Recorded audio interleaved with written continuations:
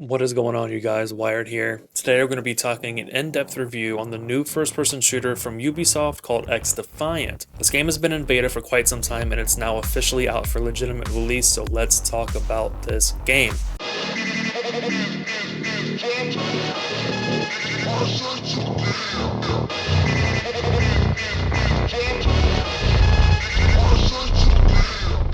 As I said before, Xdefiant is a shooter, which for some reason automatically puts it in competition with games like Call of Duty, Rainbow Six Siege, and oddly enough, Fortnite. And while yes, Ubisoft does have a pretty lackluster, almost bad track record for games, I'm happy to say they really delivered with Xdefiant.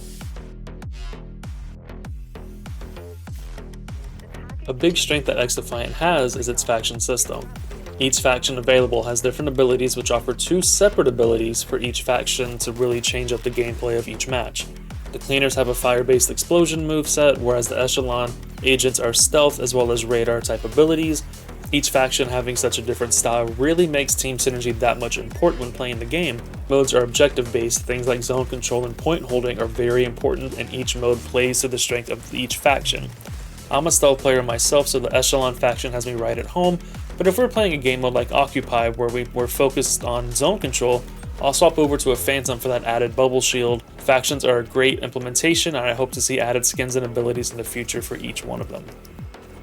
Another great thing that Xdefiant does here in a first-person shooter is its movement. Movement's always been controversial with first-person shooters, even dating back to the very first Call of Duty Modern Warfare. Movement in shooters are either too slow or it's too fast. I'm happy to say that Xdefiant has a really nice sweet spot with it. The maps are pretty big, and some game modes will respawn you at the very base of where you spawn at the beginning of the map, so kind of the farthest point you can go. But because the movement is so smooth in this game, it's easy to get back into the action right away, as you see in the gameplay here. Sliding feels really smooth, nothing's really clunky, and even with the speed that you get holding your primary, you move even faster when you swap to your secondary pistol. Now this can go one of two ways with the movement. While it does feel smooth, players who are just naturally good at shooters, they will find ways to abuse how quick it is, which can turn the game away from casual players. As bad as this sounds, that's pretty much a normal thing across all first-person shooters. You're never really going to win the movement argument depending on what type of gamer you are, but even with that being said, Xdefiant's movement is really smooth, it's butter, slides feel really good. There are some ways to take advantage of the movement that I've found personally, but overall, even for casual players, the movement in this game feels really good, and I'm happy to say Ubisoft again did a really great job.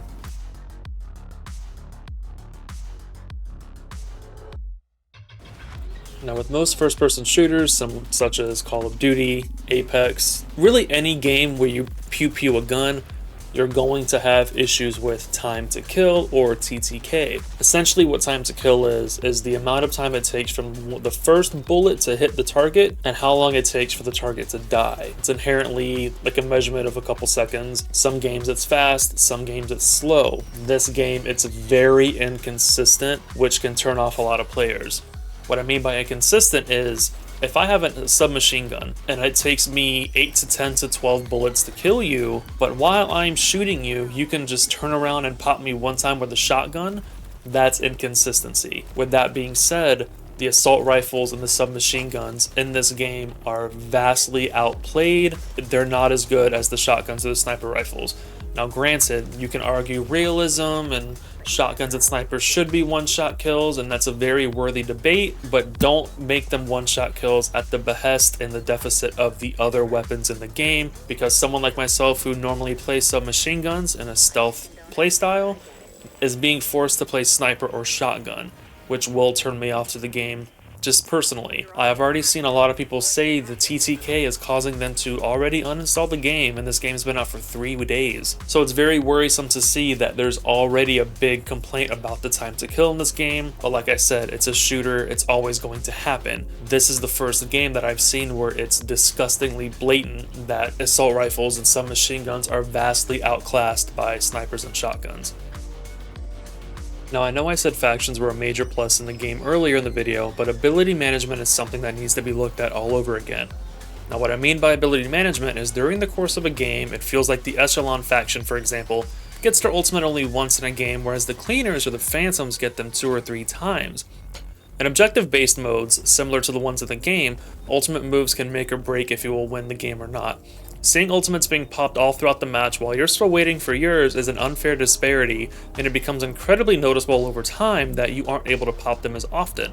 I think you should be able to get your ultimates quicker based on the damage you put out in the game. Make it to where the more damage you give someone, or to a team, or holding the objective, the quicker it builds up over time.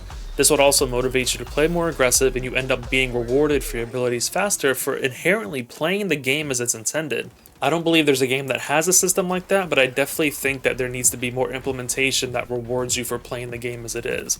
If Ubisoft can change the timing of the ultimates, I think this game will be in a much better place.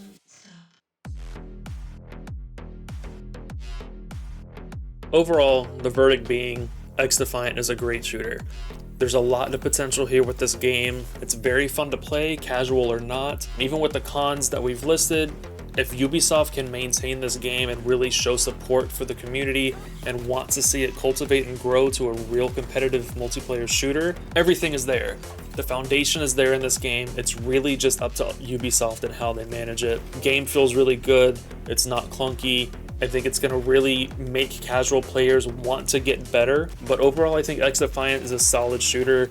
It's far from what it was in the beta. Even with the honeymoon phase being done, we are 4 days since release. I see myself playing this game almost every single day just because it's fun. It's definitely a game to get your boys on together and just have a good time.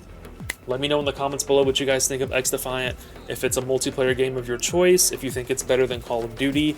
I personally think it is, and I think it has the potential to kind of overtake the multiplayer world. Let me know what you guys think. Don't forget to hit that like button, hit that subscribe button. Let's talk about Xdefiant. Love y'all, catch y'all later.